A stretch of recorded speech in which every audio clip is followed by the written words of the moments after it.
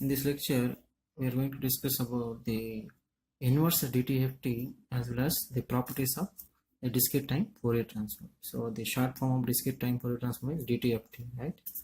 Now before we do the inverse DTFT, so I'll take one more basic signal, that is impulse signal or impulse function. So what is the Fourier transform of this signal? So what is the formula? X of e power j omega is equal to sigma n is equal to minus infinity to infinity. What is x of n? Delta n into e power minus j omega n is the formula. Now whenever there is a delta n, so this impulse function has a property. So I'll recall what is this property. If it is in continuous time and it is in discrete time, so in continuous time we'll get the area, that is minus infinity to infinity. Suppose delta t minus t naught into x of t dt is there, then what is the value we'll get? X of t naught. Reason is, suppose if I take some delta t, suppose that t naught is equal to 0, so just t, so it is area is 1. Suppose if it is multiplied with some different signal, some 0 to 4, which is x of t.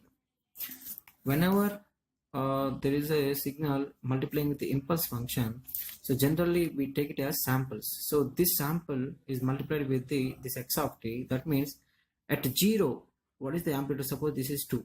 So at 0 only we'll get the output, that is at 0 we are sampling the x of t. So what is the 2? I mean amplitude is 2. That means the overall will become at 0, the area will become 2. So what is this? It is x of 0, right? So wherever this del function is there, at that instant of time we'll get the amplitude as some 2, etc. So that is the property of this impulse function, right? So what is the area again here? This is, what is the area? I mean, so it's an amplitude only, that is x of 0 amplitude. What is the amplitude? So that's why we get the x of t naught. Similarly in discrete time, so this integration will become summation n is equal to minus infinity to infinity delta n minus n naught into x of n. So what is this summation will become x of n naught. Again how to prove this one is, suppose some delta n is there. So here delta n means impulse only, so amplitude here. Suppose 1 amplitude is, so this is del n, right?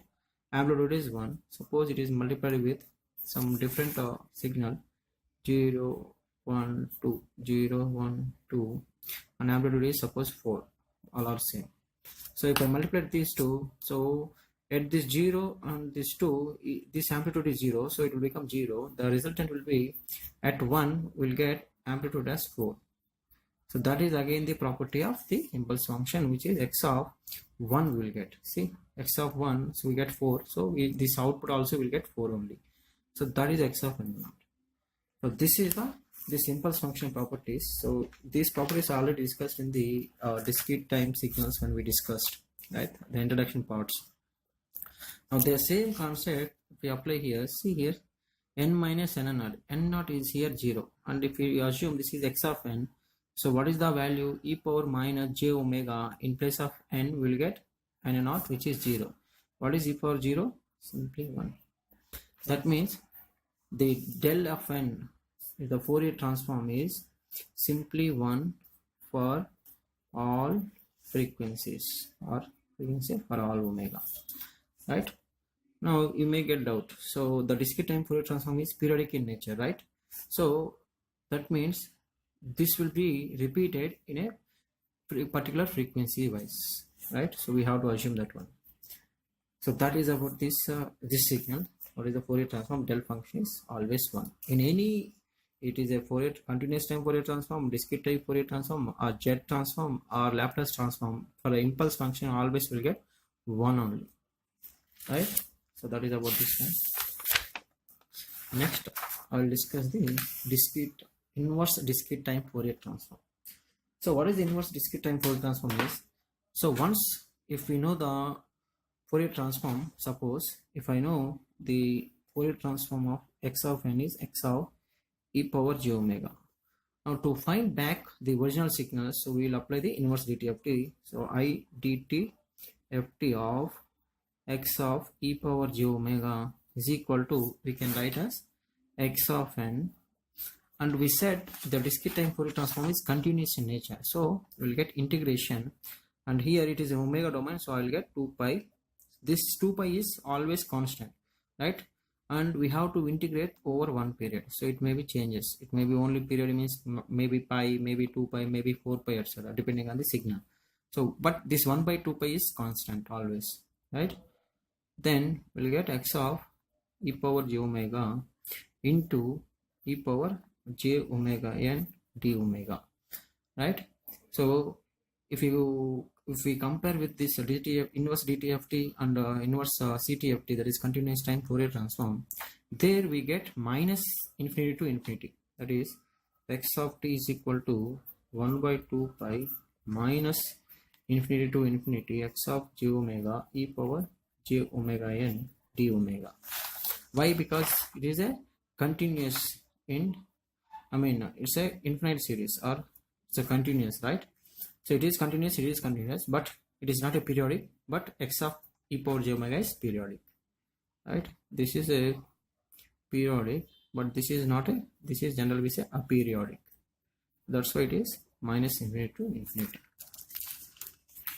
Or we can say it is a infinite, it is, infinite series, or it will be finite, so it is repeated in nature.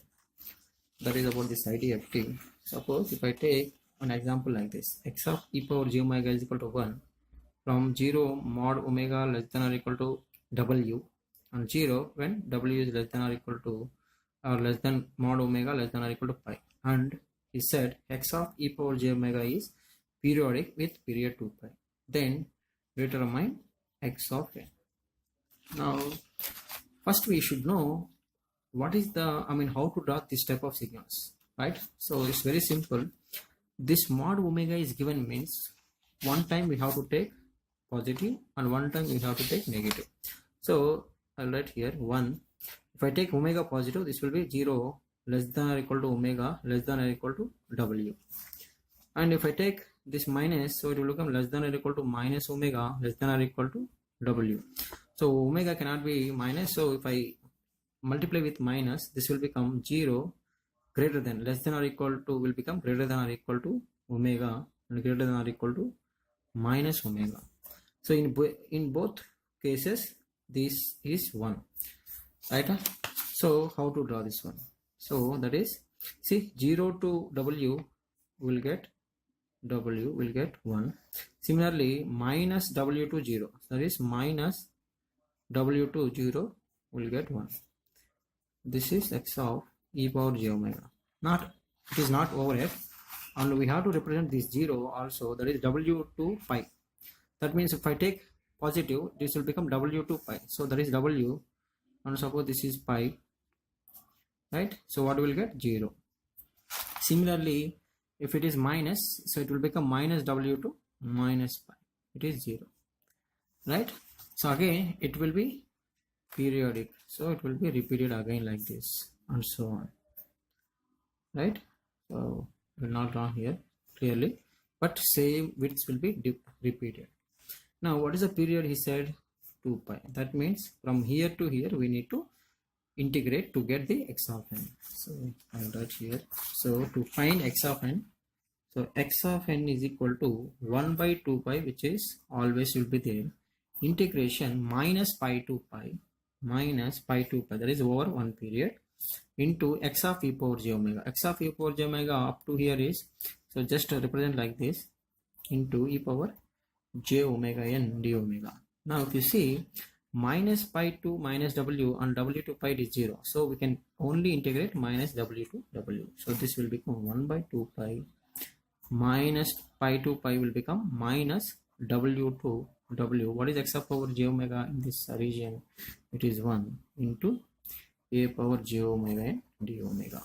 Now just now we have to simplify this expression. So if I integrate e power x, so e power x means e power x only by, so we assumed this is x, so it should be, we should be differentiate in the denominator. So j omega with respect to omega means omega will become 1, so this will become jn, and the limits are minus w to w.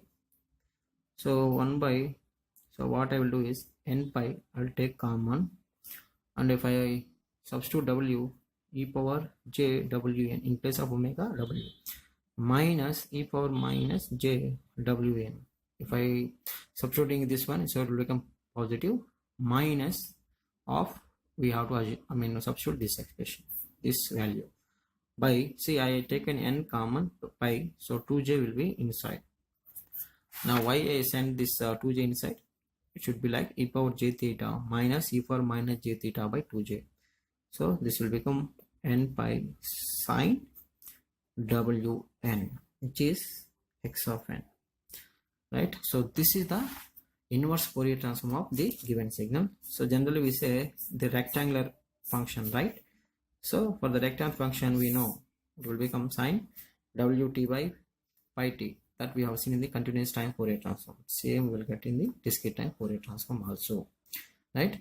So rectangular function in frequency domain will leads to the sinc function in the time domain, right? So this can be also be written as sine pi into wn by pi, etc. So we can convert it into sinc also, something like this, sine wn by pi, and it will leads to pi. So pi cancel, so it will become same. And already we got n and pi, right? So pi is there, so what we need extra, sine pi theta by pi theta, sine pi theta by pi theta, so it will become wn by pi as it is. Then pi cancel, wn is there, right? So we need only this pi here. So what we need to do, so I will take it as like this, n pi only, and here I will add wn by pi, so this will be cancelled, we are same. So for this expression I will write sinc wn by pi, and the remaining, so this pi cancel, and this n also will be cancelled, so this will become w, right? So this also we can write simply like this also, but I think it's very easy to remember, sine wn by pi n or n pi, right? Now to draw this waveform, so we can easily draw, when I substitute n is equal to 0, what is the values, then what are the values, the function will become 0. For what are the n values to function will become 0, that we can do easily. So do it yourself. So to draw this waveform, so just substitute n is equal to 0, right? So we'll get 0 by 0 form. So using L'Hospital rule, so sine theta means cos wn into w, by differentiate with respect to n means we'll get pi. So cos 0 means 1, so we'll get w by pi, right? Next, what are the values of n?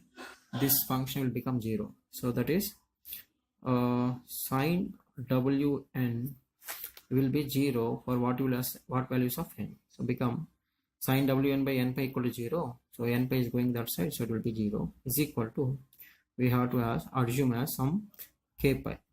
So for k is equal to 1, 2, etc. So this will become 0, right? So wn is equal to k into pi. So what is the n value? N is equal to k pi by w, and here k is equal to plus or minus 1, plus or minus 2, etc. For different values of k, so we'll get this x of n will become 0. That you can draw simply. So we'll get something like this. I'll give some rough idea. This is n. Now we can assume w as some pi. Suppose let w is equal to some pi by 4, right? So pi by 4 means pi cancel, so it will become 1 by 4. That is, at n equal to 0, value will become pi by 4 by pi. So pi cancel, it will become 1 by 4. Similarly, this one, w is equal to pi by 4, so this will become n is equal to 4k. N is equal to 4k. So k is equal to 1, k is equal to c.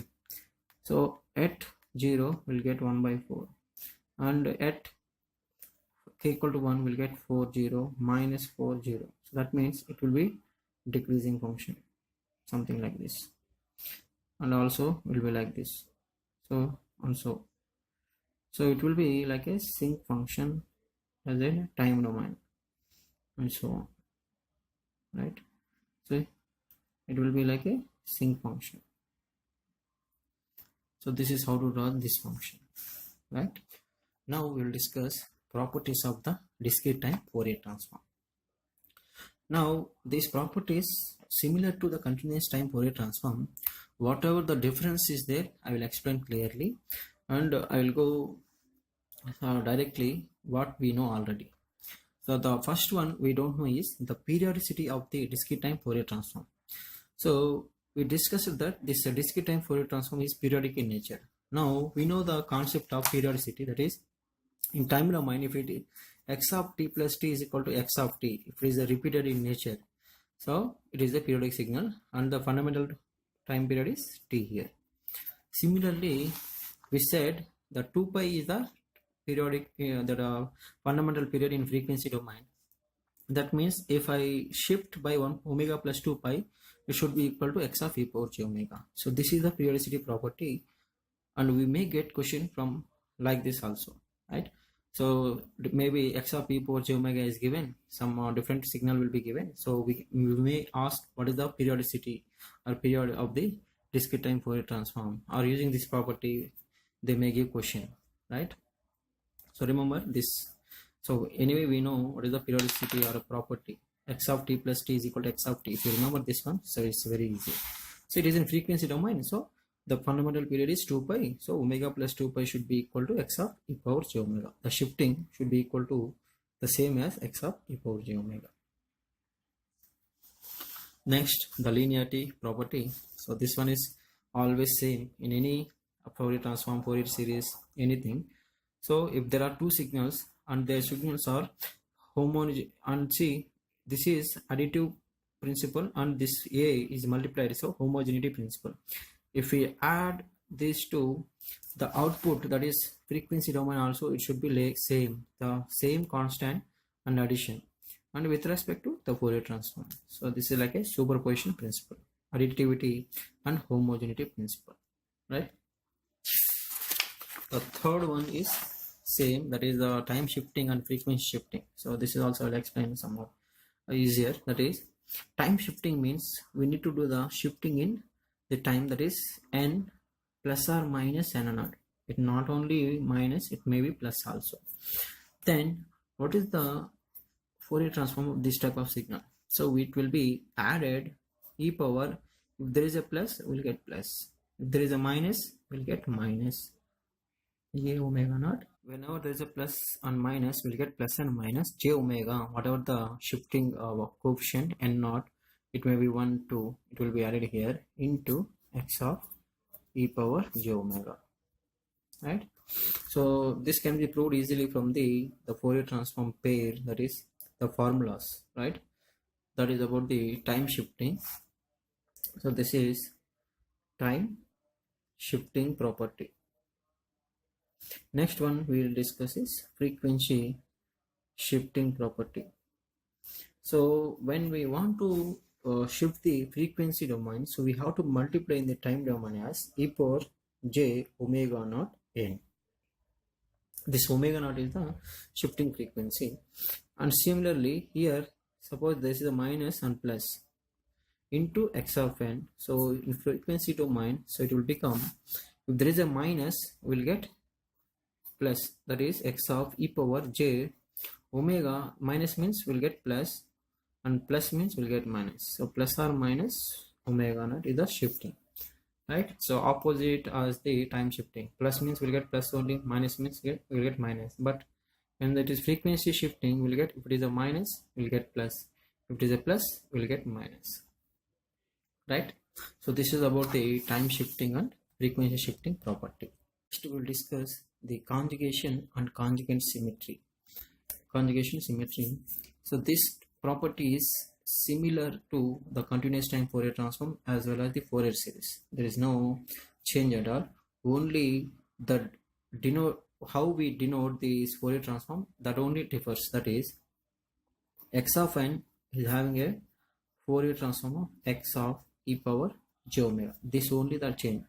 In place of continuous time Fourier transform, it will become j omega. In case of Fourier series, it will become ak only, right?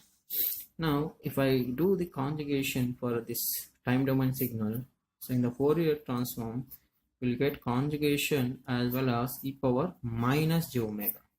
Right? Omega also will be replaced by minus omega. So this is the conjugation property. Now, what is the conjugation symmetry? So this symmetry means the case 1, if x of n is real, then the Fourier transform, the x of e power j omega will be conjugate symmetry. That is, x of e power j omega will be equal to x conjugate of e power minus j omega. So this is, we say, conjugate symmetry. So who will be conjugate symmetry? This Fourier transform. If x of n is real, the Fourier transform will be conjugate symmetry. That we need to denote like this: x of e power j omega is equal to x conjugate of e power minus j omega.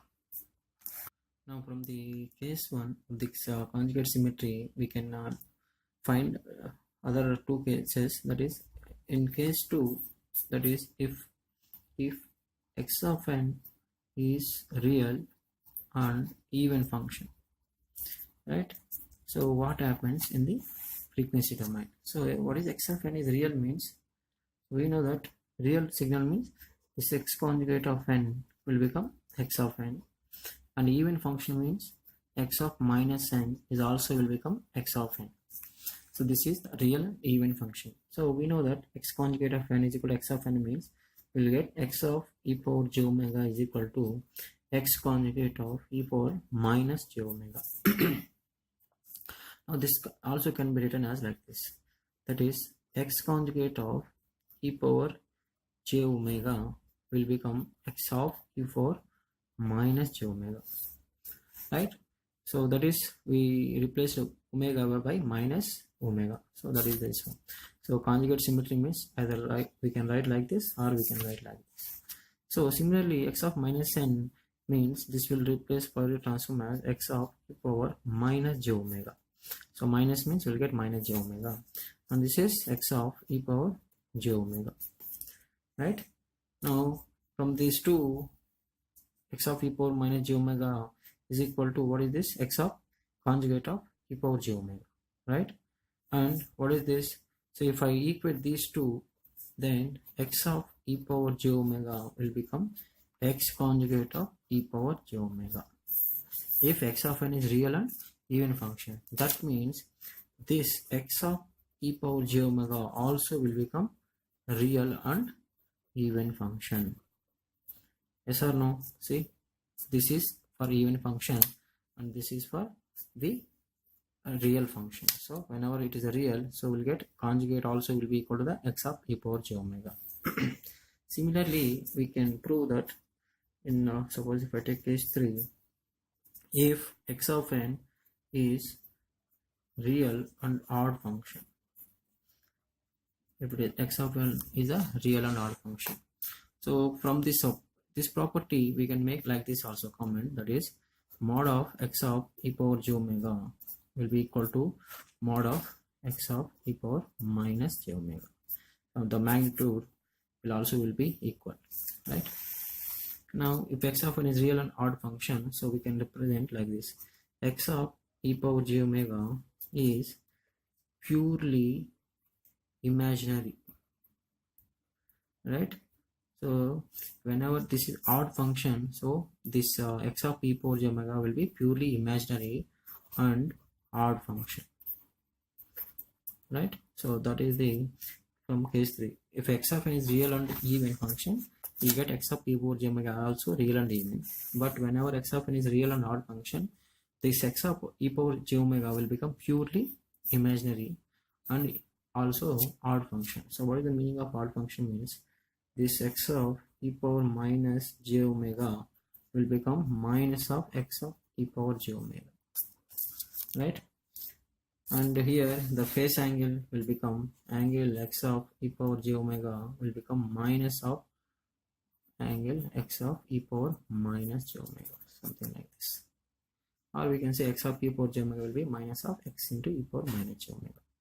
So this is the imaginary as well as the odd function, right? So next we'll see suppose if x of n is represented by the even component plus odd component, right? So that is this x of e power j omega will have the real part of x of e power j omega plus j into imaginary part of x of e power j omega. So whenever this is odd function, we'll get imaginary. Whenever it is a even function, we'll get a real part. That is, the Fourier transform of x even of n is equal to the real part of x of e power j omega. Similarly, Fourier transform of odd function n is equal to, so what is this? So we'll get j into imaginary part of x of e power j omega. So this is about the conjugate and conjugate symmetry properties, right?